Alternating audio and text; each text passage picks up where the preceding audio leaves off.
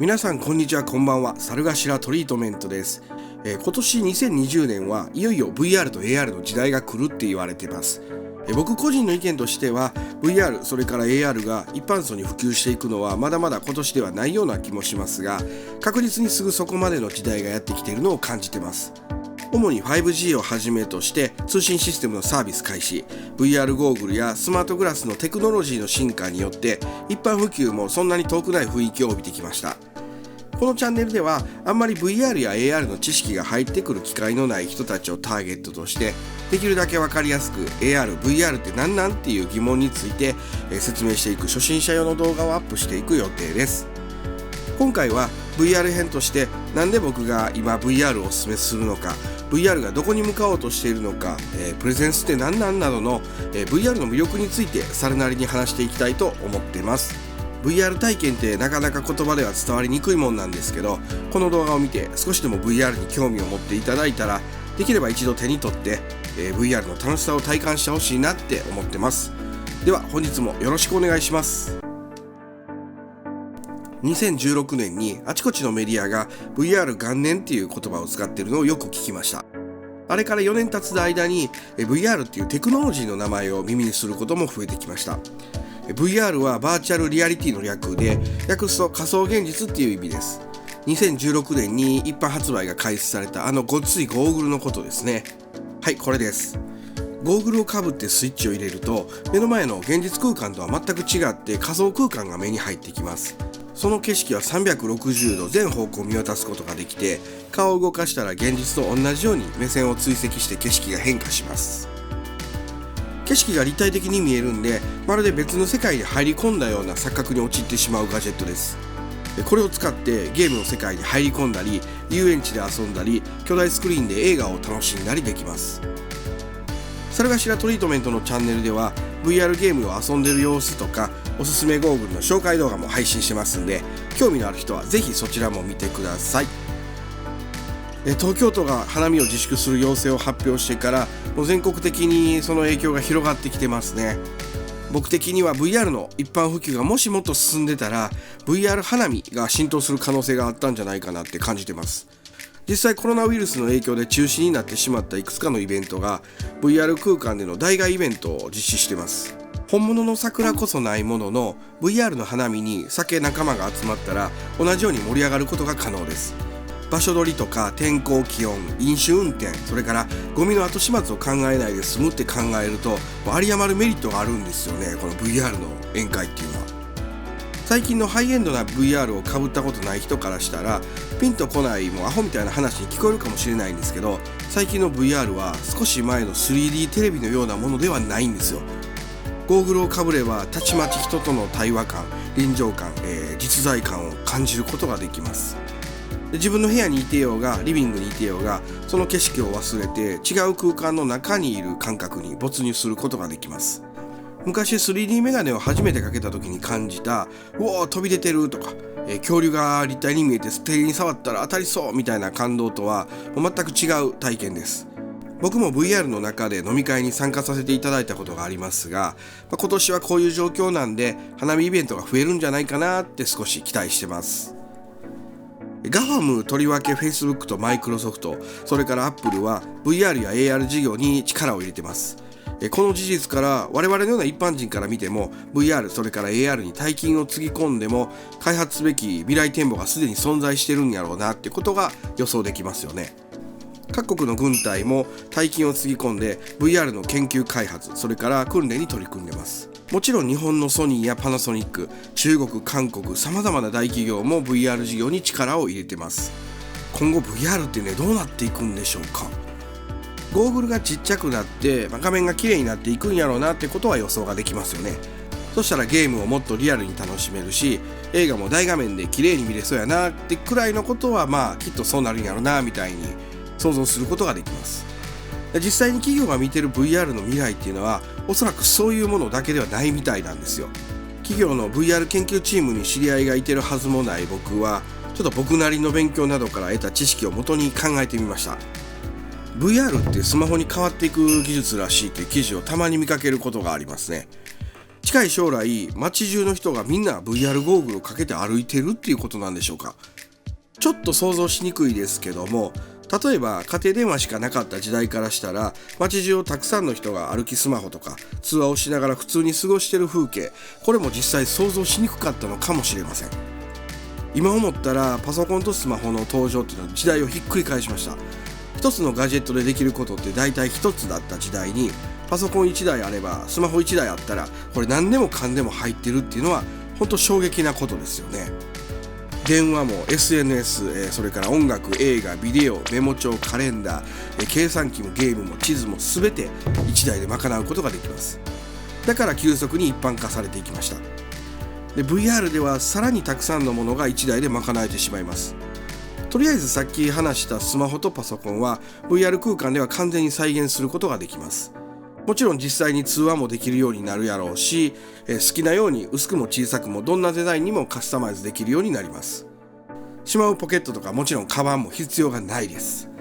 実在しないっていう点を除いたら、実際のスマホよりずっと便利になるんじゃないでしょうか。って考えてみるだけでも、未来の VR はゲーム、それから映画専用のガジェットではないことが理解できます。Facebook は小さなオキュラス社を2000億円以上も出して買い取りました。スマホよりちょっと拡張性がありそうな新技術程度に考えてたんやったら、そこまでの大金は出さなかったんじゃないでしょうか。去年 Facebook はモバイル用の SoC を搭載したオールインワンのオキュラスクエストをヒットさせました。今後 5G が普及したら CPU などを搭載してないよりちっちゃくてよりデザインのスマートなものが作られていくと思います。さらに Facebook は去年クラウドゲーム企業も買収してますので、クラウドサービスを使うことが可能な、もっと安くてもっとちっちゃくて高性能な VR ゴーグルを作ってくれるのはもう間違いないやろうなと僕は勝手に期待してます。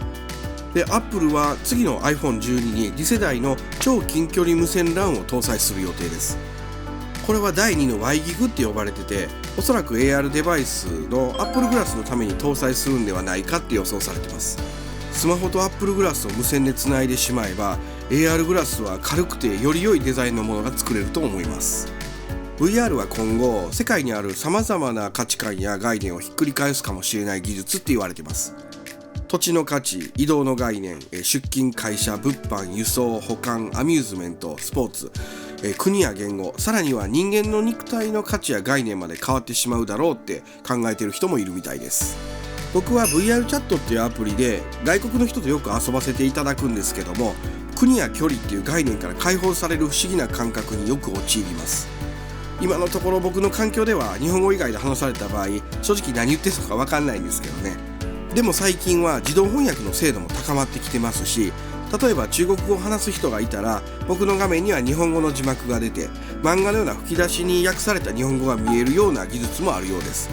これむちゃくちゃ便利そうなんで早く使ってみたいです。そうなると実際に会って海外の人と話すよりずっと便利になるかもしれません。実際に会って話すときは VR グラスを AR モードに切り替えるなんてことも今後可能になると思います。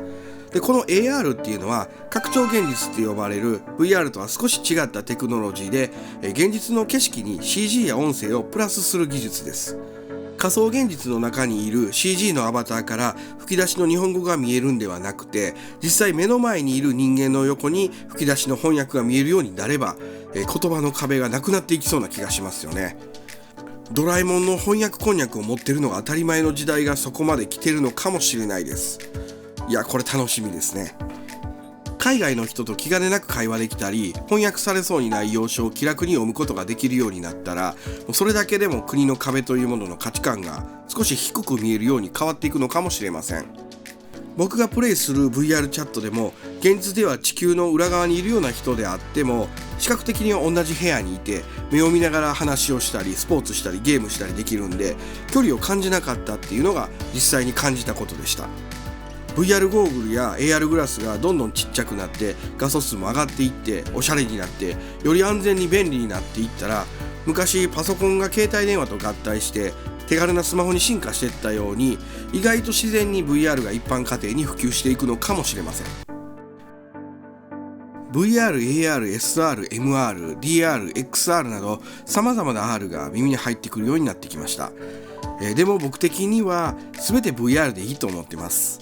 素人目からしたらエアコンに暖房、冷房、送風、除湿などいろんな機能がついている程度のことで、将来的にはどの VR ゴーグルにも AR も SR も DR も MR も入ってて当たり前になっていくんじゃないかなと思ってます。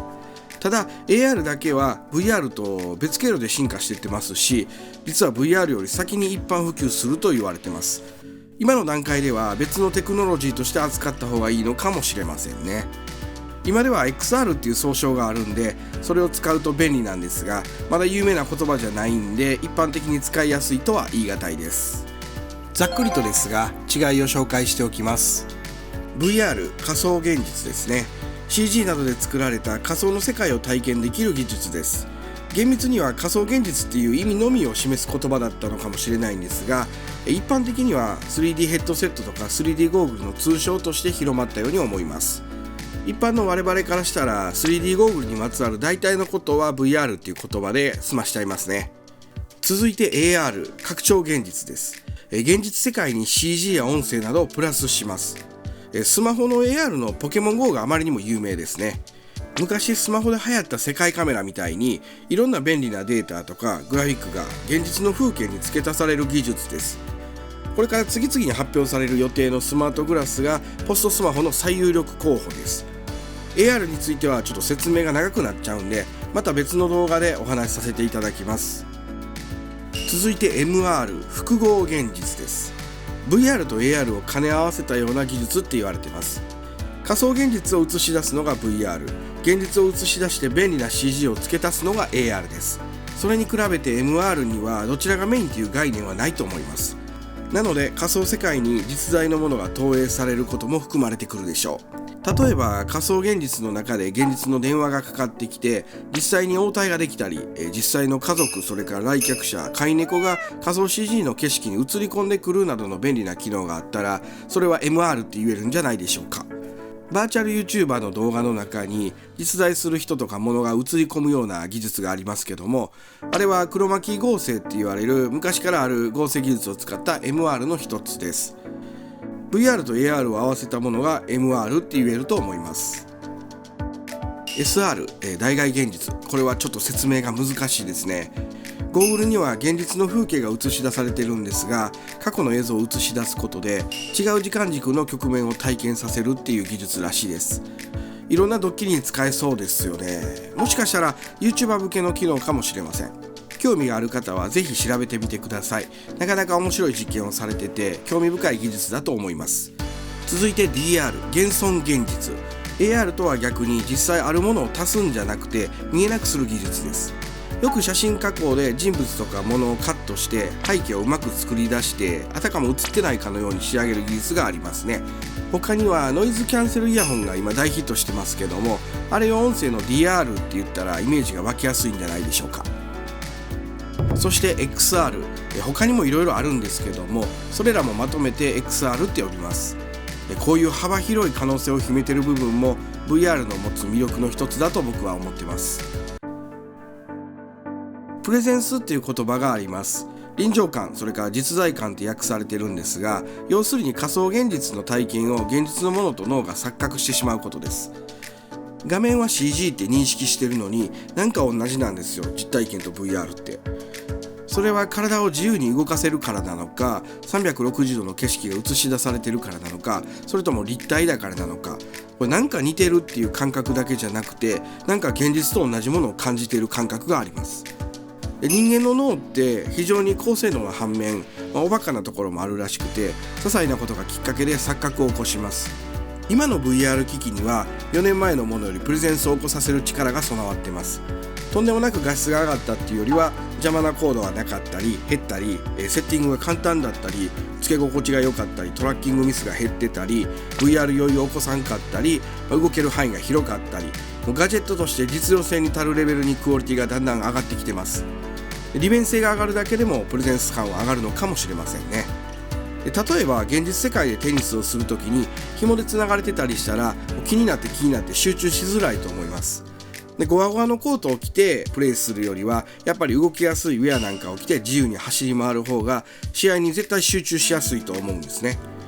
人間は同時に多くのことには集中できないっていう事実が関係しているんだと思います。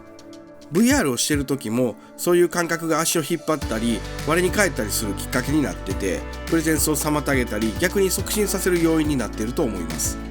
でこの感覚は残念ながら言葉で説明しても伝わりにくい類のものなのかもしれないんですけど、10分でも VR の良いコンテンツをやったことがある人だったら共感していただけるんじゃないでしょうか。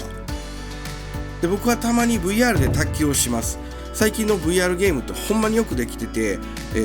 本当に卓球している気分になることができます。画面も綺麗ですし、自分自身は実際の卓球と同じぐらい動いているので、試合に熱中してくると息が上がってだんだん体が熱くなってくるんですよ。で熱くなってきた僕は何気に上着を脱いで、その上着を思わず一旦卓球台に乗せようとしてました。もちろんそこには何もないんで、見えない上着が卓球台をすり抜けて地面に落ちるを感じたんですね。で一瞬何が起こったか理解できなかったんですよ、真剣に。何より一番驚いたんが、自分をアホやなって思う前になんですり抜けたんやってびっくりした自分がいたことでした。それは一瞬の感情だったんですけど、脳が現実と CG の違いを認識してなかった事実に初めて気がついたんですね。でこういうことは VR 体験中によく起こってます。 VR あるあるの一つですね。でいくら画面が綺麗になったからとはいえ、まだ現実と見分けがつかないほど綺麗なわけじゃないです。意識の中ではゲームしてるって理解してるわけですよ。でも卓球に夢中になってた僕は無意識の中では現実と同じ感覚で卓球をプレイしていたみたいです。先ほども話しましたが、こういう現象はプレゼンスって呼ばれてて、平面越しのゲームプレイとか動画の視聴ではまず感じることができないです。画面のリアルさがどうこうっていうよりも実在感のリアルさがすごいんですよ。ゲーム業界ではどんどん画質が綺麗になっていってますが、今では逆に画質がレトロなものでも面白いゲームは評価されたりしますね。没入するかしないかは画質だけで決まるんじゃなくて、他のいろんな要因が脳に影響を及ぼしているんだと思います。VR でいうと、例えば自分の手と同じ動きするとか、歩いたら違和感なく画面が進むとか、相手との距離感とか、地面にちゃんと立ってる感じとか、VR ではそういう現実との違和感をどれだけ感じないかみたいなところでも没入感が深まっていきます。そういうコンテンツ自体の技術もここ4年でかなり進んだなって僕は日々感動させてもらってます。プレゼンスを楽しむっていうのが VR 体験の最大の醍醐味の一つです。今以上に画質が上がったり、ゴーグルがちっちゃくなったり、視野角が上がったり、触覚聴覚のクオリティが上がったり、コンテンツの質がもっともっと上がったら、プレゼンスを楽しむタイミングはさらに増えていくと思います。で VR に携わるトップクリエイターの方々の努力で新しい技術、それからアイデアが次々に誕生していってます。遊ぶ側としては本当に感謝しかないですね。でもこれも VR の魅力の一つでしかありません。プレゼンスが楽しいとは言っても、いくらリアルになっても現実の臨場感には及ばないんで、現実の卓球の方が楽しい気がします。実際そうなんですけどもね。僕的には現実より楽しい何かを感じることもあります。現実を超えるプレゼンス体験って具体的に何やろうって疑問に思ったことがあります。ここからはそのあたりをお話していこうと思います。映画マトリックスでネオが銃をありったけくれって言うと、何十万丁っていうありとあらゆる銃が部屋の中に現れるシーンがあります。そんなにいらんやろって突っ込みたくなる場面なんですが、確かに仮想世界では資源とか物理の制限がないんかって観客が理解させられる場面でもあります。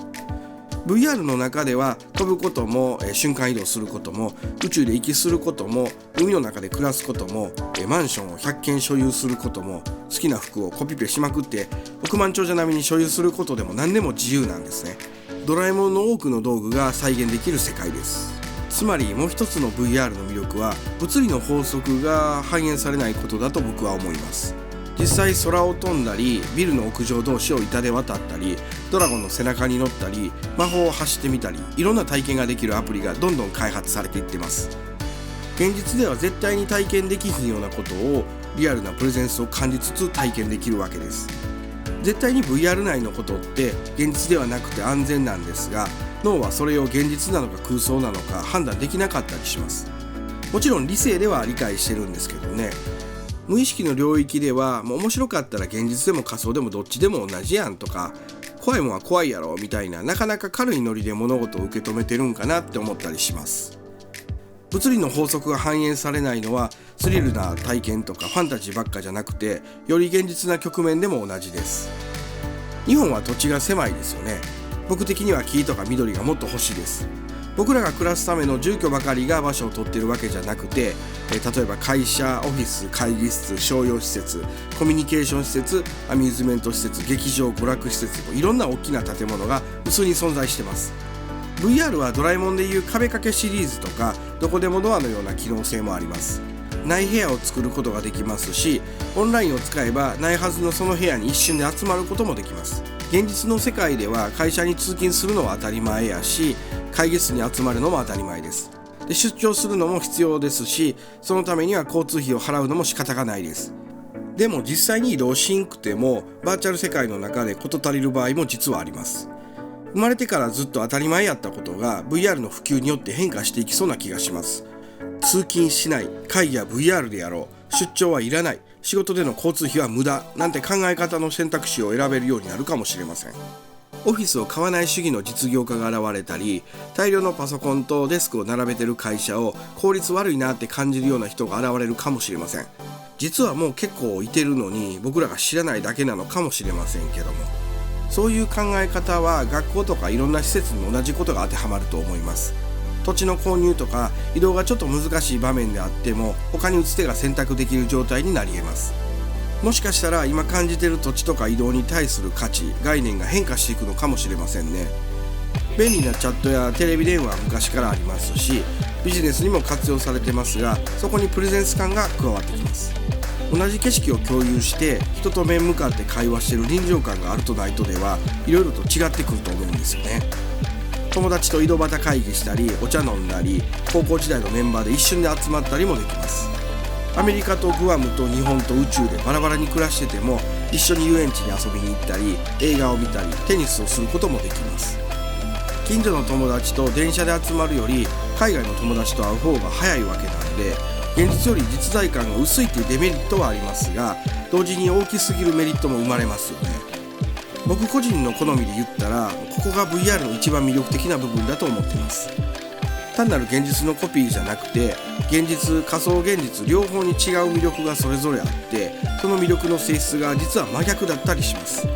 VR を楽しめば楽しむほど逆に現実の良さに気づかせられる場面が増えるような気さえします。あと遠距離恋愛も今より続きやすくなるかもしれませんよね。GAFAM の中で一番 VR に力を入れているのは Facebook なんですね。 Facebook って言ったらもちろん Facebook、 それから Instagram です。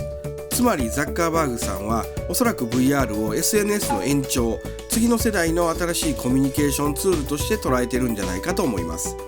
それはスマホに代わるスマートデバイスなのか、もっと未来的な何かなのか、どんなことを今後予定しているのか、ちょっとでいいから頭の中覗いてみたいですね。もちろん Apple も AR をより発展させていくと思いますし、 AR 独自のテクノロジーも現実には便利すぎて驚くようなものばっかりです。カメラをつけたラジコンカーを手製のサーキットで VR でコックピット操作したり、 VR ドローンを使って空中レース大会を開催している人たちもいるらしいです。めっちゃ少年心くすぐる遊びじゃないですか。ドラえもんのラジコンシミュレーターとか訓練操縦機をすでに超える時代が来てしまったんですね。遠隔医療とか遠隔カウンセリング、建築、教育、いろんな場面で VR が活躍していきそうです。実際にどんどん実用化が進んでます。習うより慣れろっていう言葉がありますけども、動画で見たものとか本で読んだもの、人に教えてもらったものって習いの中に入るんですけど、 VR で体験した場合は行動してプレゼンスがある分経験の枠の中に入ってきます。だから研修とか救命体験とかどの分野にも VR の技術が広がっていると思います。楽器を習得したり機械の操作を覚えるスピードも数倍速くなると思います。実際に僕も見たり聞いたりするより自分で経験したことの方が断然覚えやすいんで VR の素晴らしい活用法だと思います。もちろん VR ゲームもどんどんリアルに大容量になっていくんで次々と新作が発表されていってますし、このチャンネルでもどんどん紹介していきたいなと思ってます。今回は VR に興味ある人にもない人にもざっくりではありますが、猿頭の思う VR の全体像みたいなものをお話しさせていただきました。 VR が持つ可能性は何時間話しても足りないぐらいにまだまだ幅広いです。さらに本格的な話に興味がある人はおすすめの本をリンクの動画の説明欄に貼っときますんで、よかったらチェックしてみてください。で、冒頭でも言った通り一人でも VR に興味持っていただいたり、4年前のね VR の熱い気持ちが再燃してくれたらこの上ない喜びです。もしそんな気持ちになった方がいたら、一度ゴーグルをかぶって VR を試していただきたいと思います。